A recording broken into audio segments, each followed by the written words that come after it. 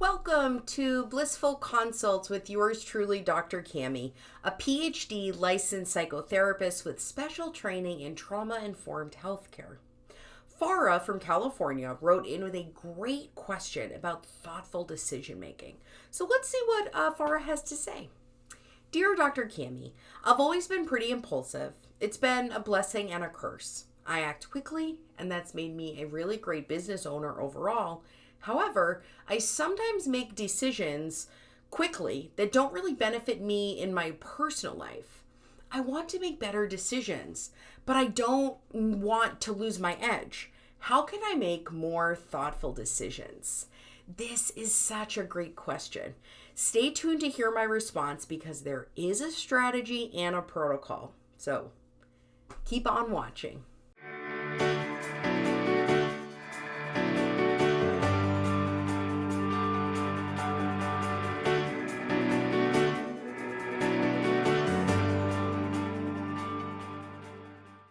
Hello, my name is Dr. Cammy, and I am the president and founder of Bliss in Being.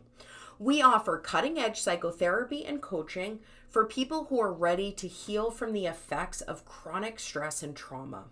I personally can help you move from the brink of burnout to holistic thriving. It is time for you to finally enjoy the life you've worked so hard to build, and I am here to help you make it happen. Hello, Farah. Your insight into what impulsivity has both offered you and taken from you is awesome. It is clear that impulsivity has fueled many important decisions in your work life, and I totally support you hanging on to the ways that impulsivity and just intuitive decision making has served you. I also want to introduce you to an approach to decision making that can help you slow down a little bit and make a decision that is fully informed, thought out, and comprehensive. And it's actually from from dialectical behavioral therapy, which might have heard is termed DBT, dialectical behavioral therapy. So one of the tenets of DBT is recognizing the wise mind.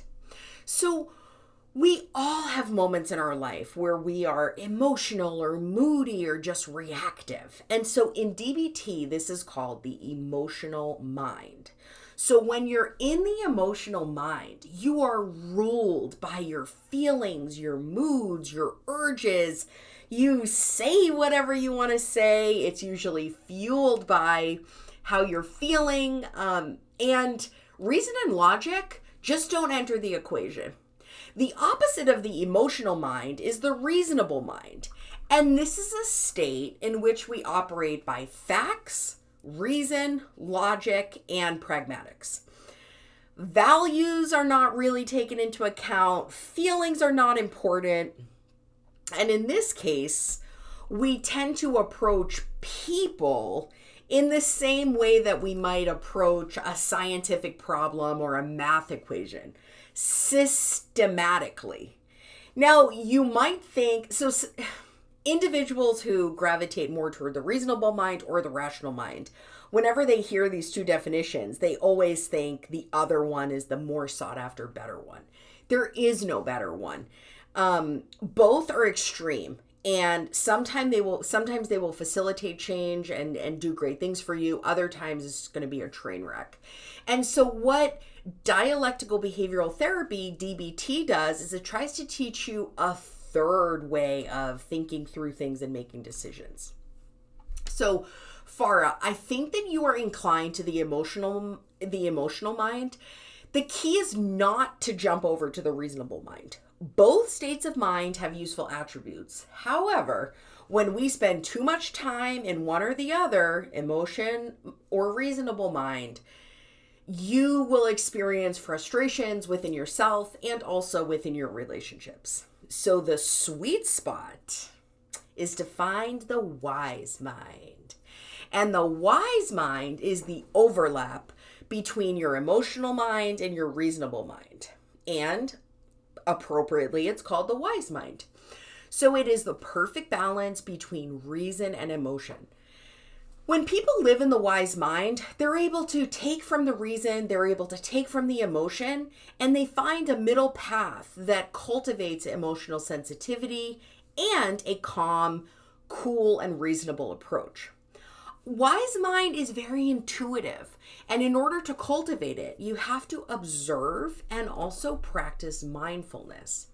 So when you go throughout your day, I want you to start to really take a minute and just start observing your body, your emotions, start observing the emotions of those around you, and also the logic that people are using around you, as well as your own logic. So Farah, if you want to learn how to live in the wise mind instead of swinging between your emotional and your rational mind, I can totally help you make this happen. In the meantime, just observe what mind you're in throughout the day. Notice that mindset. What does it make possible? What does it shut down? What mindsets are other people in? And all I want you to do in this early stage is cultivate awareness.